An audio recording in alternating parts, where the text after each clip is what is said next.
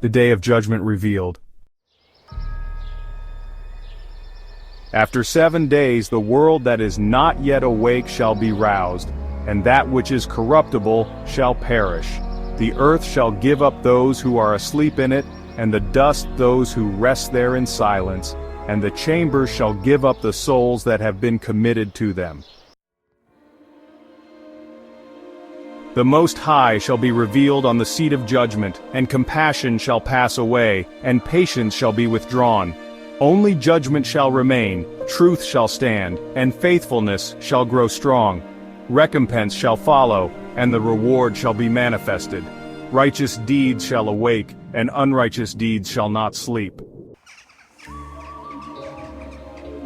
The pit of torment shall appear, and opposite it shall be the place of rest, and the furnace of Gehenna shall be disclosed, and opposite it, the paradise of delight. Then the Most High will say to the nations that have been raised from the dead, Look now, and understand whom you have denied, whom you have not served, whose commandments you have despised.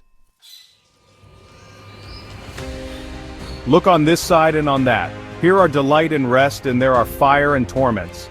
Thus he will speak to them on the day of judgment, a day that has no sun or moon or stars or cloud or thunder or lightning or wind or water or air, or darkness or evening or morning or summer or spring or heat or winter or frost or cold, or hail or rain or dew, or noon or night or dawn or shining or brightness or light, but only the splendor of the glory of the Most High, by which all shall see what has been destined. It will last as though for a week of years. This is my judgment and its prescribed order, and to you alone I have shown these things. I answered and said, O sovereign Yah, I said then, and I say now, Blessed are those who are alive and keep your commandments.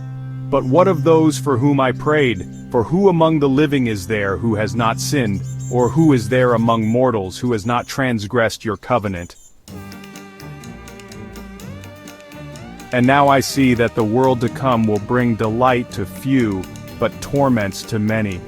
For an evil heart has grown up in us that has alienated us from these, and has brought us into corruption and the ways of death, and has shown us the paths of perdition and removed us far from life, and that not merely for a few but for almost all who have been created.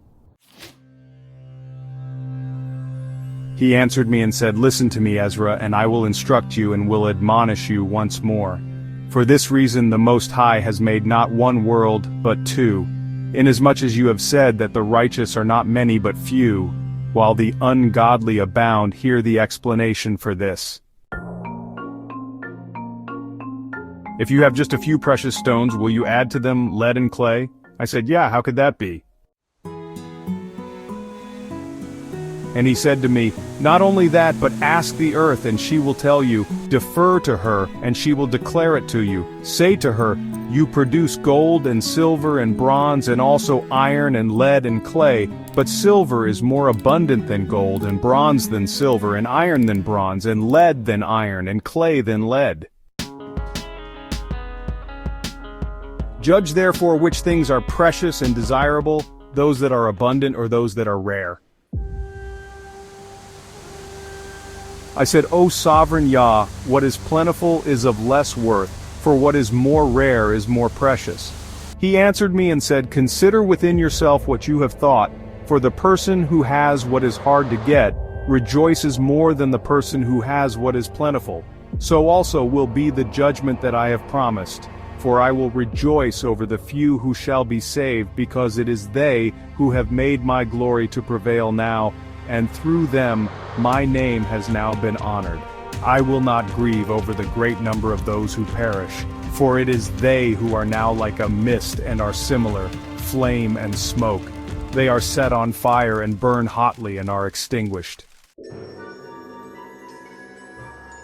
I said, O sovereign Yah, what is plentiful is of less worth, for what is more rare is more precious.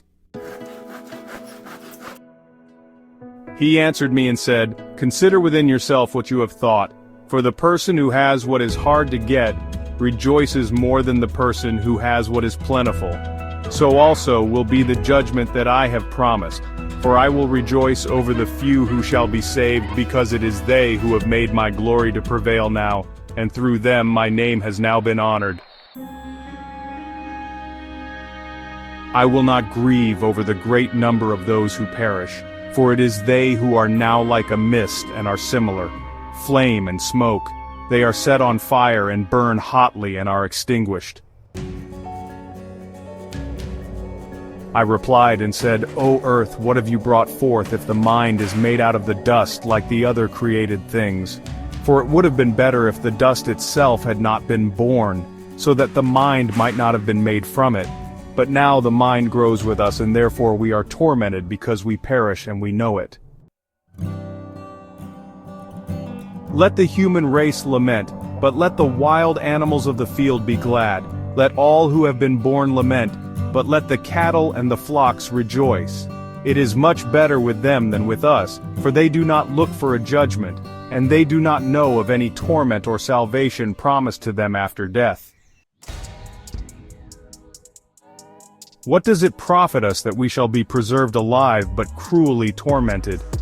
For all who have been born are entangled in iniquities and are full of sins and burdened with transgressions. And if after death we were not to come into judgment, perhaps it would have been better for us. He answered me and said, When the Most High made the world and Adam and all who have come from him, he first prepared the judgment and the things that pertain to the judgment.